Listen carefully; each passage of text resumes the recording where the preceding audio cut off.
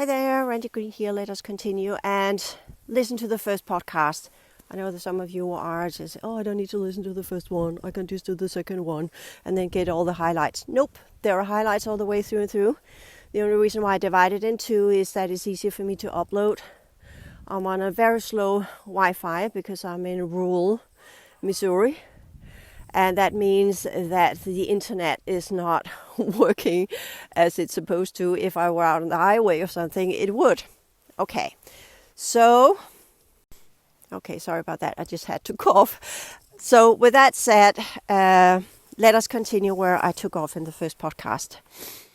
We're having these out-of-domain challenges. This is what the High Order Psychic Energetic Institute is all about. Those of us who have done the metaphysical changes, we are as far as possible, as it is possible, on top of our holographic energetic architecture. We will never be on top of it because reality changes.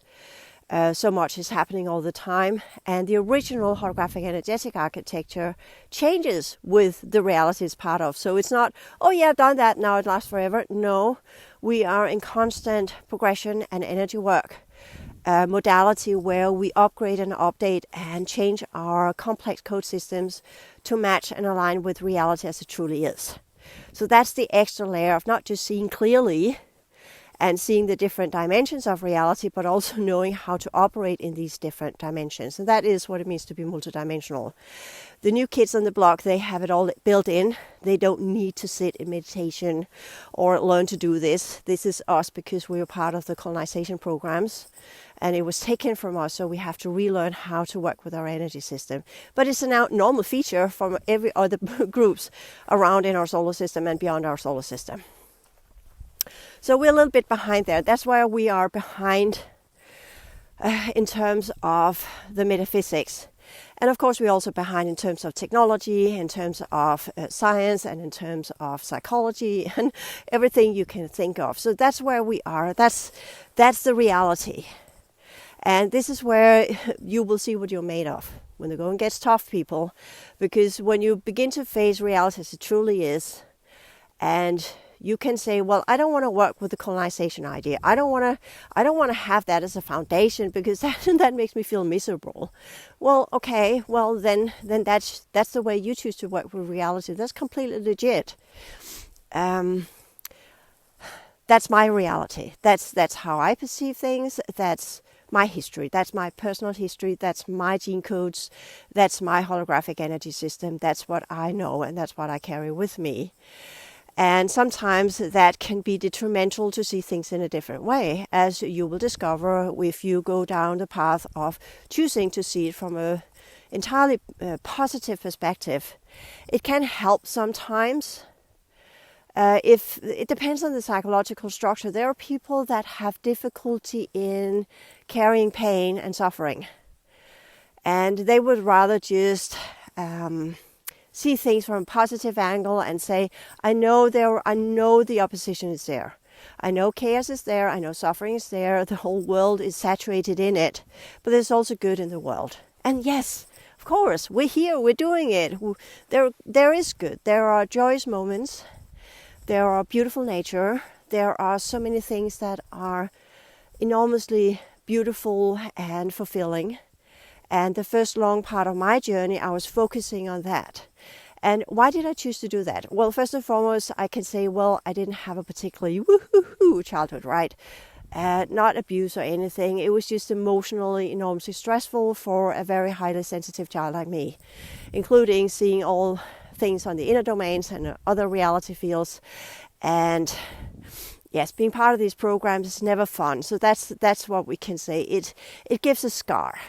So after I worked my way through that, through different types of inner work, meditation processes, psychological processes, recalibration processes, and a lot of crying and a lot of getting used to this is how it is, and stepped into some of the Buddhist ideas which technically approach the world from the angle that being alive and being where we are now is suffering.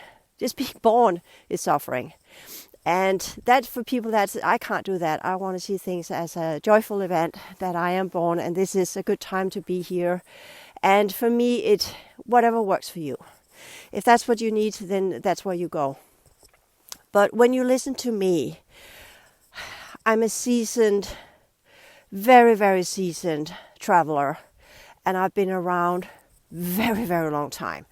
So, and for me, it is not fruitful to step into the shoes of the happy people and try to solve the issues at hand from that angle. That would be unauthentic for me. But if it is authentic for you to be that way, please, please, please. I'm not telling you to become me, because what's the point? We need diversity. So we need different groups. We need the young ones. We need the happy ones, we need the old ones, we need the more cynical ones, and then need to learn to work together and figure out, okay, what's in front of us, what needs to be done. And one thing we have different things to talk about, the process of full disclosure, the alien technology that I know they will implement either next year again, 2024 or 2025. New companies will sprout. They're not new, but they are coming out of their COVIDness. They are coming out as sister companies under some of the already known companies. But since these companies have now got a little bit of a bad rap and they are locked in their ways within different contracts with governments and different variations, they are limited in what they can do. So of course they made all of these private contractors and sister holding companies and what have you under different names. So they will not be associated with the big mothership, as we can call it, but they will come out as independent companies that will then begin to put in a lot of new technology on the market. And I also know that Apple will come up with, what is it? They have the Bionic chip 15 now. They're coming up with number 16 next year again. And that one will be entirely dissimilar, because everything that will come out now will be ready for 5G and 6G. So that means we will go on quantum computers and enormously high speed of bits that are no longer the bits we know of. It will be qubits. So that demands a complete new technology. And once that's put in place, that will change so much on our planet. And I'm not saying it's the solution. I'm just saying that's happening. The downside of that one is, of course, the AI and the transhuman agenda that's just waiting for this to be implemented so they can override some of these quantum fields and multiple code systems that are put in now, because the code systems humans have put in now are already outdated, and by that it's too easy for the different parallel universal matrix races to override that. So that's some of the challenges for the COVID operations and the private contractors that are now becoming legit, because the moment they do so, they technically move out of the fourth dimension and into this reality, which we all need to do. So why they're doing that? Why not initially retracting as the planetary councils into the new inner Earth that are part of the original density configuration? Because they can't do it yet. They are still in human forms like the rest of us. So we're all in the same boat. How do we transit this world into density energies without going through the fourth dimensional bridges or the fifth dimensional bridges that were built by the different groups that are under the negative alien agenda? That's the challenge, people. That's the challenge in your work, and that's the challenge with the new technology, and that's the challenge for the future of humanity. Because they have already done that.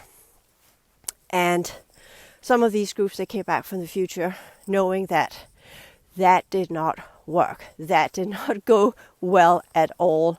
They discovered that they were tricked from one end to another. Got a car coming, so just that you can hear in the background. So that's why they came back. And when I say came back, they don't travel in time. We are not talking about transspatial folding, space-time, whatever. All of that is artificially made. That's not how reality really works. But what they can do is that they can step outside of the Truman Show and our solar system configuration as it is, as we see it, in the frequency spectrum that are only 4% of the entire universal structure. that type of energies that are there. We've got dark energy and dark matter, which is what we'll discover once we get up to high-speed computer science that go with holographic principles that are bridged into the quantum principles, and then we begin to unravel the understandings of how space actually works and how fields intersect and how the holographic network that goes through all the universal structures actually operates into core fields as well as middle domain and outer domain fields, and how these different domains work together. I forgot the inner domain, core, inner, middle and outer domain, and how these four aspects, which is the true fourth dimension to begin with, the understanding of that. So the dimensions and the understanding of the dimensions are reality configuration understanding and not time, because time doesn't exist. So that's the fourth dimension, understanding reality as it truly works. And that means science. Fifth dimension goes into the sciences of technology and consciousness and how these can interact. So these are different knowledges that humanity needs to grow into and learn how to operate within. And some of these COVID projects, they got information from groups that came in here in the 50s that they thought were of a higher standard than what they had been accustomed to with the already colonizing species that were here, or groups that were here. And they jumped on board that one, trying to create New Atlantis, just to discover that there were so many backdoors in the genetic compositions they got, and the technology were linked to the Orion system, and just to discover that they had been, let's put it the nice way, tricked from the very get-go. So this is some of the things that they have stepped outside of the Truman Show. And when some of them went to the Andromedan system, recalibrated, and then stepped back in to our reality field on different nodal points that goes with holographic network, enter into different nodal points that we can call space-time nodal points, because that is what it is inside our reality. And then begun their work in trying to undo the first run through and recalibrate it into a better for humanity future, where we actually have a chance of not a complete enslavement on all levels of our timelines, just to call them that. Timelines are also called code streams, because when you go with the holographic energetic network, it's not timelines, it's code streams, and code streams connects to nodal points, and nodal points accrete energy and creates vibration, and with that set the foundation of a reality field. And if then consciousness and different forms of life forms enter into these vibrational fields, well, then you have physical forms in different variations, organic forms, we can call them that, as well as different kind of processes that goes with progression of the consciousness potentials, and that creates a reality. You need life forms there before it becomes an actual reality field. So this is differently working than what we have been taught. We've been taught that the worlds are there on their own, and if we just clear the planet of all life forms that's on there, then the planet will heal itself. No, then it will go into dormant state. It will cease to exist all entirely. And once you get that, then you also get why the colonizers kept the original holographic energetic architecture, although completely downsized and sealed off and non-accessible, and created the three lower fields, including this, the Truman Show artificial reality, so that the entire solar system would not go dormant and shut down. So that's the other challenge that we have. Okay, and why do I say that? Because our viability rate, overall speaking, due to the harvesting and different programs that are run here, are so low that our reality field is now in a completion cycle. So we don't have forever. We have this time. And there we can say the happy people and their typical saying, we are living in special times now, which is a positive rewriting of the shit has hit the fan. We are in special times, so I'm cool with that. If I don't need to put lipstick on a pig, people. That's just what I'm saying. I don't need that to do what I need to do, because the things I have gone through, just me being around here and still doing what I'm doing and still having at least a little bit of sanity left and has the knowledge I have due to the different horrific programs I've gone through, just tells me that if I were the innocent, happy people, insectoid, avian structure, I wouldn't have made it. Let's just put it that way. So the more seasoned you get, the more practical, let's call it that, practical you get. So the practical solutions. And since we've begun with there or none, what can we then do? One step in front of another. You got your own work to do. And then we've got the work with others. And for now, we can just say, well, others, I've done my share on that one with the whole academy. That's my contribution to the others. The others can choose to embark on the whole academy course material or choose not to. But I've done my share there. I paid my dues with assisting others in doing it, and I'm still doing sessions on the whole academy, and I'll do some consulting work here as well. When I get the Randi Green.1 up and run, there will be consulting work there. But it will not be holding your hand. It will be a different type of, we got work to do, people. So how do you get up to speed? How do you get up to, this is what you need to do? Because this is where we are now. It is going from your personal work and what you need to do. A lot is still in that process, and they will catch up. But those of us who have done most of it, and we know what this reality is about, we know what we need to do, we know what the challenges are, we need to think, okay, how do we solve this? What are the solutions here? And all solutions are processes. There are no easy solutions. There are partial successes. This is like a project. And this is where, when we talk project management, it's so good that they finally come up to the new, agile management, where you know you can't make the final product because everything changes so quickly now. So it must always be in iteration. It must always be in some kind of process. It must always be some kind of process where it either regresses for a while or it progresses. And that's the regression and progression spiral, in a way that's part of our reality field, that both is linked to the reality field itself, but it's also part of our energy system. So the right and wrong solutions for us as individuals are the ones that pushes us into progression dynamics, because then we build more complexity into a holographic energetic architecture. And with that, we can then eventually, when we feel time's right, and when our bodies are old of age and saturated and feel it's time to let go, then we have a legit choice of where we want to go. So that's the personal, what's in it for me. That is to complete your cycles here and get out of the Truman Show. And that's not easy. But everything we learn from that, we can also, as I talked about earlier in the other podcast, reality is a projection of who and what we are.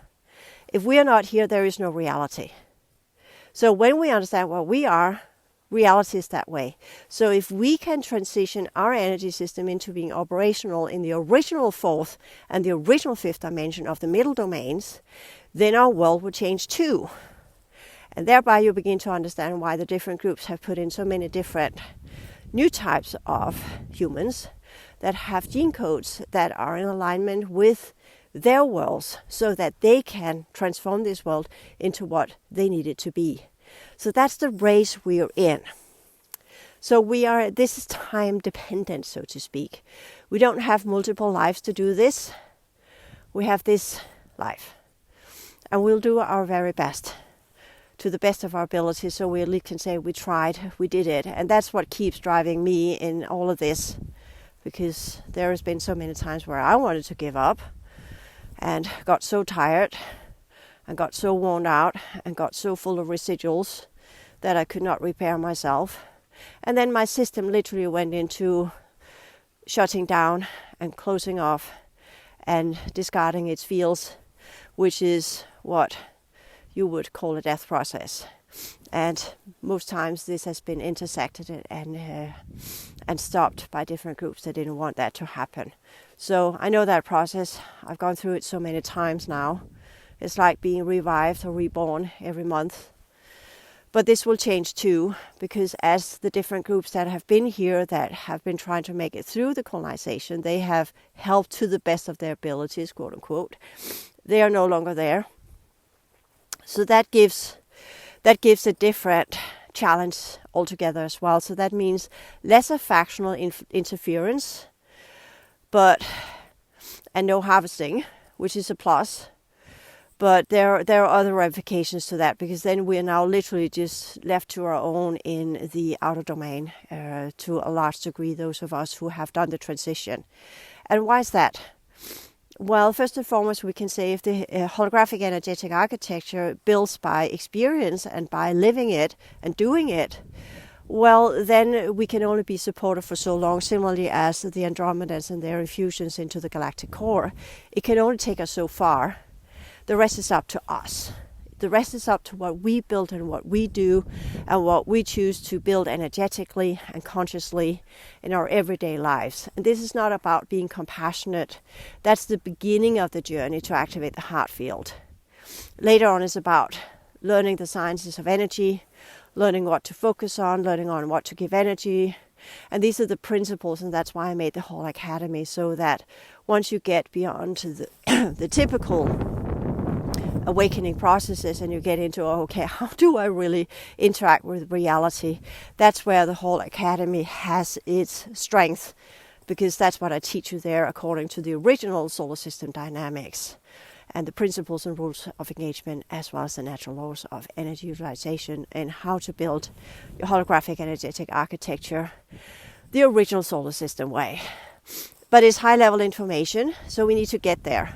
So again, plotting that in and going back to what do we need to do. So since I don't know, but we have begun the process with this podcast. I'm in the States. I was supposed to get here in 2017. I went to Australia instead. We can discuss whether that was a good or a bad decision. Right now I feel it's a bad decision, but later on I might change that perspective. At least I learned a lot. But that was not what's in the making of what. Anyways, it doesn't matter. The groups that are here, they are known as the hijackers. So that's just another innocent stupidity on my behalf. And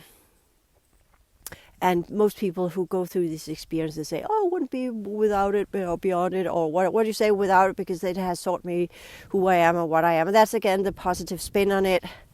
And I could say, okay, everything has led up to who and what I am today. And I'm here now. And I do what I do because I know what I know. But I know deep in my core it was not needed. It was not necessary. I could have done it just following a different path, because it's not one path to the solutions. There are many. And they all matter. So that's what's most important here. Every little single thing we do every day matters. There's nothing that is wasted. Everything can be transformed into processes of how to learn to work with energy, because that's the whole point of your metaphysics. It's not about you as a person and your individual journey to enlightenment. It's about learning how to work with energy. And why do you need to learn to work with energy? First and foremost, with other people, which is a large part of the journey, which I did most of my life. And I can say I have definitely more to learn, but I have nailed most of it. And that expands into, of course, working with other groups of humans and humanoids that are part of our solar system.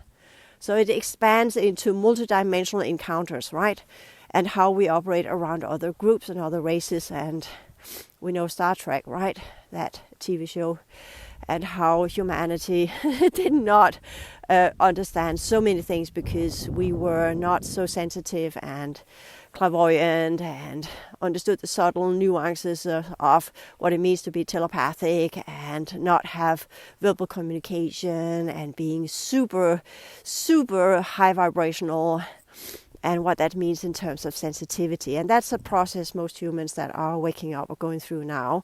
The super sensitivity and how to navigate as a super sensitive, energetic person that learns to operate in a sea of energy. Once that is completed, of course, then we can begin to say, okay, gone through that learning process, survived it, came out on the other side. It's not easy. For some it takes 5 years, for others it takes 10 years. So they will be embedded in that process. So it rests upon the rest of us that have already done that process and come out on the other side and say, okay, I now know multidimensionality, but how to do and how to, I'm trying to bridge here. What I'm trying to bridge is both telling you this is what it means to be multidimensional, and at the same time we are having the transition into the original fourth and fifth dimension of the middle domain of our solar system. That's the density 1 reconfiguration that goes both with our reality field as well as the original solar system and the different groups that are here. The outer domain is density 1, the middle domain is density 2, the inner domain is density 3, and the core domain is density 4. So just put that one in, so that's why you understand the terminology. Step 1. Step 2, the changes we undergo and how we navigate with that in the outer reality is a huge part of the process covered in the whole Academy material. And then we come into the technology and the outer reality transformational processes.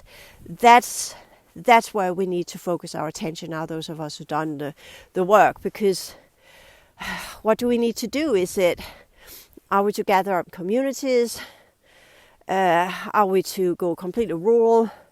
Are we to be part of this world? How will these different sister companies play out their technology?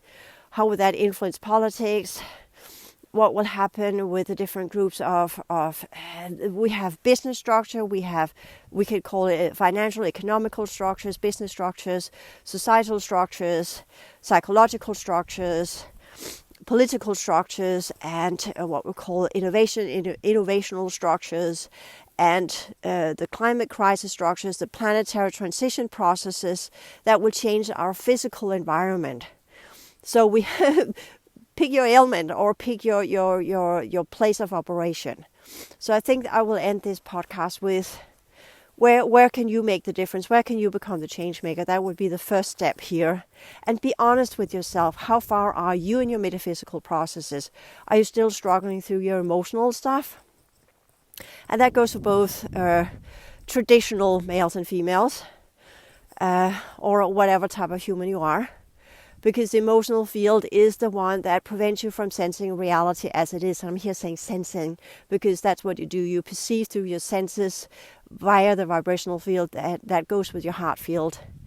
And to truly understand the world that you're part of, you need to activate your heart field, transform it out of the emotionality and into the high vibrational state from where it can access and interact with different forms of energy. And then you need to transform your neural network to work in density energies so you can decode the type of energy you get in contact with. And from that, get the information from the energy itself of what it needs. As most of us who worked as healers, I worked as a healer for many years, learn to step back and let the body of the patient tell you what it needed. Not what you wanted to do because you had these ideas of what was right or wrong and what it needed, but what the body told you and showed you what it needed. And reality, the world, can do that too if we can align again vibrationally with it and decode the code streams of the information via our neural network. And by that, let this reality field itself tell us what it needs. And that's the planetary work that those of us who are doing the transition. They are the ones that work with people, but we have been doing that for 3,000 years now. It is time to learn to work with our planet. If we are to become, to use that scale, a planetary number one civilization where we at least can work with our planet, so we can assist it in doing the transition by us doing the transition, but at the same time also working with reality and nature and everything that is around us in the way that it needs and not what we project onto it. And that's the first very important self-realization, is that this is not about us. This is about the planet. So how do we assist the planet with what we have achieved without making things worse, without distorting it further, and learning how to do it in a manner that is in alignment with the original reality field configuration and construction that is so advanced that most of you, the moment you begin to truly work with the energies of our reality field, will be blown out of your comfort zone into seeing reality as it truly is, and not as the mother, and not as this beautiful Pleiadian architecture it has, but its true purpose of transforming energy, recalibrating energy, and transforming it back into its original density energies as it were before the timeline event, and then move into the earlier calibrations and construction dynamics that were all about being a hub for many distant civilizations that used our solar system as a jump space, we could call that a hub into other dimensions, because our solar system is one of the most vital bridges in this quadrant. And that is what we need to learn. And that is what we really need to be caretakers of. The incoming groups, that was part of the Pillar Project, that came here to learn certain sciences and certain technologies because of the position our solar system is in, and then would move on and back to their own systems from where they could progress and upgrade their own civilizations into higher standards that were in alignment with the future cycles of the universal cycles that we are part of. So that's a lot of responsibility. And I would say, I think it's about time that we rise to the occasion. So with that little podcast, number 1 and 2, thank you for listening in, and until next time, take care.